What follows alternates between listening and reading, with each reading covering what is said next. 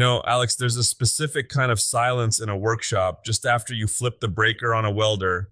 It's like the house is holding its breath, waiting to see if you're about to dim the neighborhood streetlights or actually build something beautiful.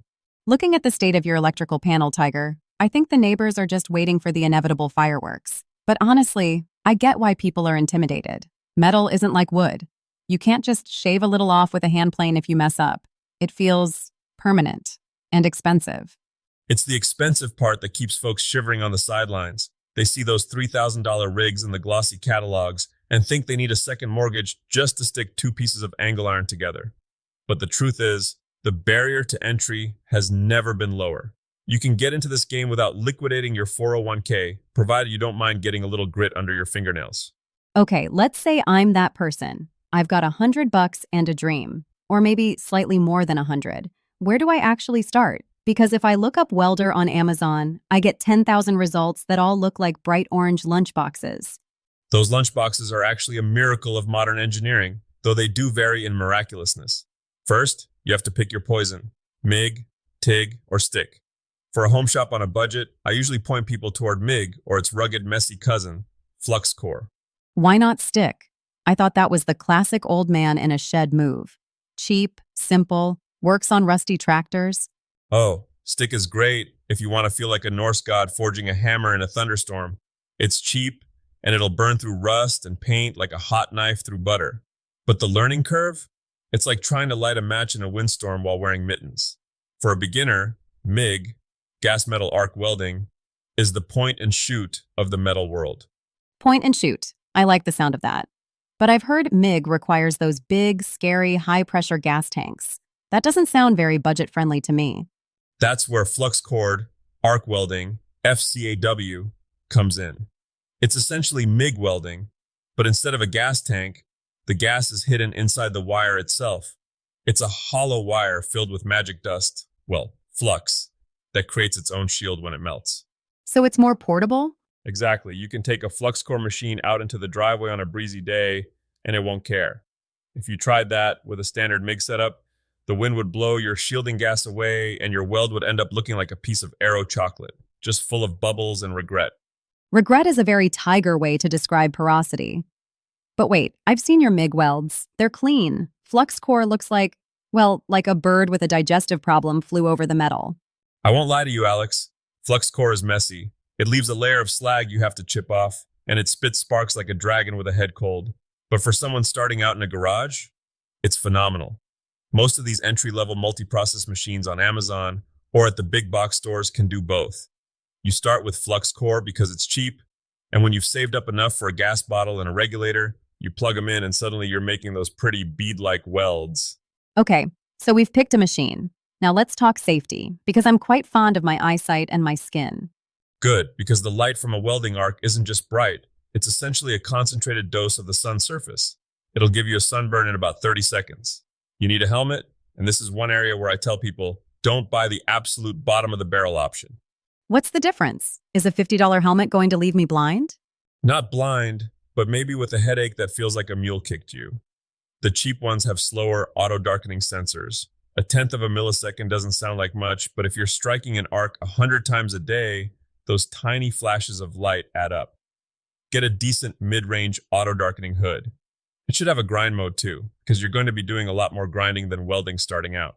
Is that the secret? That welding is actually 90% grinding? It's the dirty little secret of every master craftsman. If you can't weld well, weld a lot, and own a really good angle grinder. Speaking of grinders, what else is on the must-have list before I can actually join two pieces of steel? You need a dedicated circuit, for one. Don't try to run a welder on the same circuit as your wife's treadmill and the beer fridge. You'll be walking to the breaker box more than you'll be welding. Ideally, you want a 220-volt outlet, but many modern budget welders are dual voltage. They'll run on a standard 110-volt household plug, but you'll be limited on how thick the metal can be. Like, how thin are we talking? Can I fix a lawnmower deck? Oh, easily. On a 110V, you can do 1/8 inch steel all day. If you want to build a trailer frame or something that needs to hold a car, you're going to want that 220V dryer plug power. And what about a table? Do I need one of those fancy perforated steel tables with all the clamps that cost more than my car? Absolutely not. My first welding table was a literal piece of scrap plate I found at a junkyard, propped up on some cinder blocks. The key is just having a flat, non-flammable surface.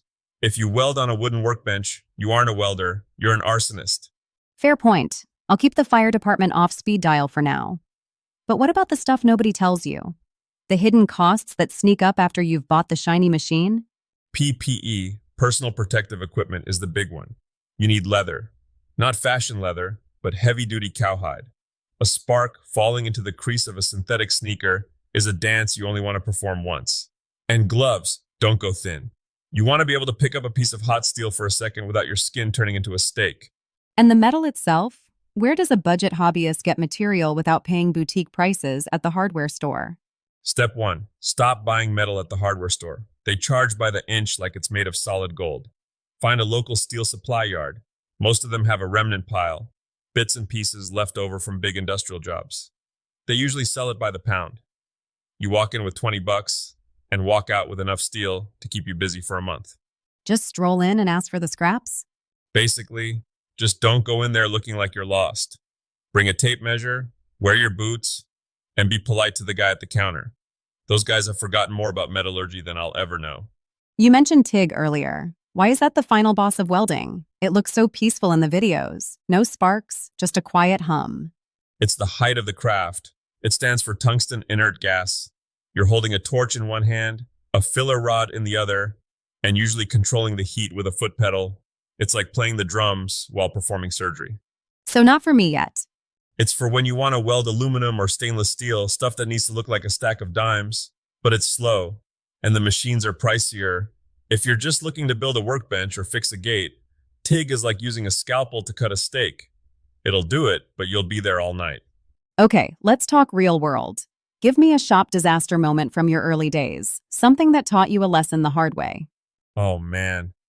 I was working on an old truck frame. I was so focused on getting the penetration right, making sure the weld was deep and strong, that I didn't notice I tucked my pants into my boots. Oh no. Oh yes. A glob of molten slag, we call it a cherry, jumped off the weld, bypassed my apron, and took a direct flight into my right boot. Stop. What did you do? There is no doing in that situation. There is only a very loud, very unmanly screech and a frantic attempt to kick a boot off while it's still moving. I learned 2 things that day. Always wear your pants over your boots, and never, ever weld in nylon socks. They don't just burn, they melt to your feet. Note to self, wool socks only. See that? It's all about the sound. When you've got the wire speed and the voltage dialed in just right, it doesn't pop or hiss.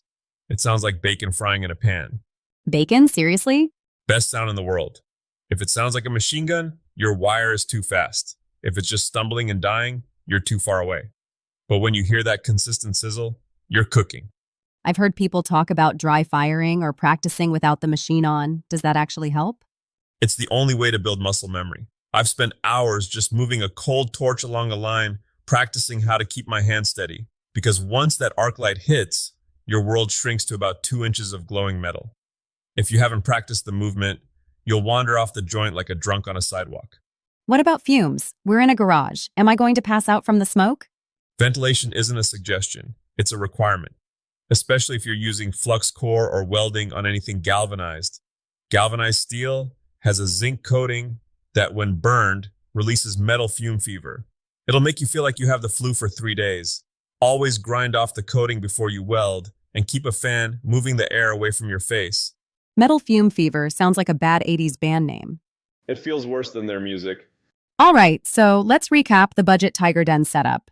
We're looking at a dual voltage MIG flux core machine, maybe an Amazon special or a prime weld, a decent mid-range auto darkening helmet, an angle grinder with an assortment of wheels, a slab of steel for a table, leather gear, and a stack of remnants from the local yard. What's the total damage? You can do all that for under $500 or $600, which sounds like a lot, until you realize that one pro repair on a car or a piece of heavy equipment can cost that much in labor alone. The machine pays for itself. The second time, you don't have to call a guy named Salty to come out and fix your trailer. I think I know Salty. He's expensive. Everyone knows a salty. You know, it's funny. We started this talking about how intimidating metal is, but listening to you, it almost sounds forgiving. Like, As long as you have a grinder and some patience, you can iterate until it's right. That's exactly it. Wood grows in a certain direction. It has a grain that demands respect. Metal is just a raw material waiting for you to tell it what to be. If you mess up a weld, you grind it out and do it again. It's an honest way to spend an afternoon. There's no undo button in life, but a 4.5-inch grinding disc comes pretty close. I think that should be on a t-shirt. The grinder, life's undo button. Just don't wear that shirt while you're welding. It's probably cotton. Got it. Wool and leather only. You'll do fine, Alex. Just remember, the first 10 feet of weld you ever do probably belong in the trash. Don't let that stop you from doing the 11th foot. That's the one where things usually start to click.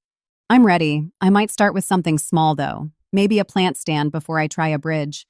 Good call. The plants won't complain if your beads are a little lumpy. Just promise me one thing. If you do catch your boots on fire, make sure I'm there with the camera. The listeners deserve to hear the sequel to my story. Oh, you'll be the first to know. But I'm planning on staying fire-free. That's what we all say until the first spark hits. Thanks for the tour, Tiger. I think I'm actually going to go buy some steel. Go get 'em. And remember, watch the sizzle, mind the fumes, and for the love of all that's holy, keep your pants over your boots.